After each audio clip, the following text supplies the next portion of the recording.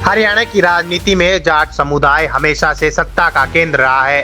पारंपरिक रूप से यह वोट चौधरी देवीलाल के नाम पर इनेलो के साथ मजबूती से खड़ा था, लेकिन 2018 में हुए चौटाला परिवार के विभाजन ने इस वोट बैंक में एक ऐसी दरार डाल दी जिसका सीधा फायदा बीजेपी और कांग्रेस ने उठाया। अब सवाल यह है कि भविष्य में यह दरार भरेगी या फिर और गहरी होगी। जाट मतदाता इनेलो के साथ अपनी विरासत को बचाएंगे या जजपा के प्रायश्चित पर भरोसा करेंगे। अब सबसे पहले बात करते हैं जजपा के साथ जाट मतदाताओं के जाने की संभावनाएं। दुष्यंत चौटाला एक युवा और पढ़े लिखे और ऊर्जावान नेता है जो नई पीढ़ी के जाट युवाओं को आकर्षित कर सकते हैं। बीजेपी के साथ 4.5 साल सत्ता में रहकर दुष्यंत ने सरकार चलाने का अनुभव हासिल किया है। वह यह दावा कर सकते हैं कि विपक्ष में रहने से बेहतर है सत्ता में रहकर अपने क्षेत्र का काम कराना। सत्ता में रहने के कारण जजपा ने आर्थिक और संगठनात्मक रूप से खुद को मजबूत किया है, जो भविष्य के चुनाव में काम आएगा। अब बात करते हैं जजपा के साथ जाट मतदाताओं के जाने में क्या क्या बाधाएं हो सकती है। बीजेपी से गठबंधन, यह जजपा के लिए अमिट दाग जैसा है। जजपा का जन्म ही बीजेपी के खिलाफ वोट मांग कर हुआ था। चुनाव के बाद उसी बीजेपी से हाथ मिला लेना, और वो भी किसान आंदोलन के चरम पर, जाट मतदाताओं के एक बड़े वर्ग के लिए राजनीतिक विश्वासघात था। यह एक ऐसी गलती है जिसे मतदाता आसानी से नहीं भूलते।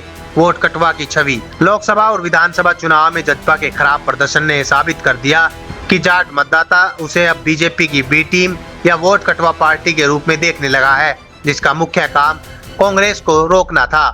किसान आंदोलन में भूमिका, जब हरियाणा के किसान दिल्ली बॉर्डर पर बैठे थे तब दुष्यंत चौटाला का डिप्टी सीएम बने रहना उनके खिलाफ सबसे बड़ी नकारात्मक भावना पैदा कर गया। यह चौधरी देवीलाल की किसान हितैषी राजनीति के ठीक अपोजिट था।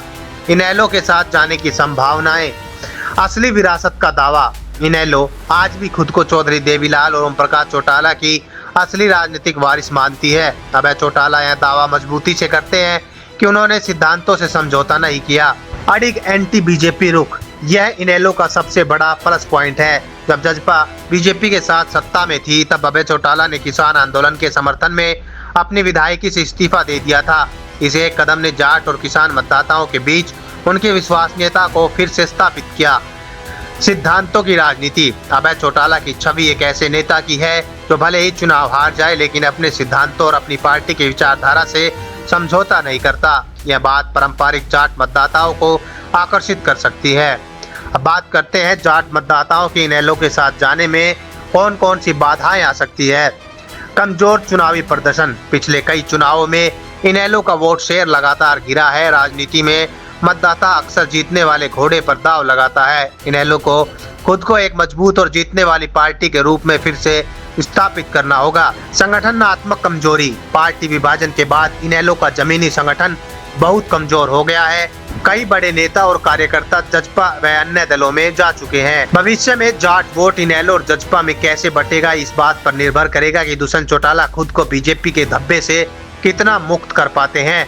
उन्हें मतदाताओं को यह विश्वास दिलाना होगा कि उनका बीजेपी से गठबंधन एक गलती थी और अब वह स्वतंत्र राजनीति करेंगे। वहीं अभय चौटाला के लिए चुनौती यह है कि वह अपनी सिद्धांतिक जीत को चुनावी जीत में कैसे बदले, लेकिन असली खेल इन दोनों के बीच नहीं। वर्तमान में जाटों के सबसे बड़े और निर्विवाद नेता भूपेंद्र सिंह हुड्डा है।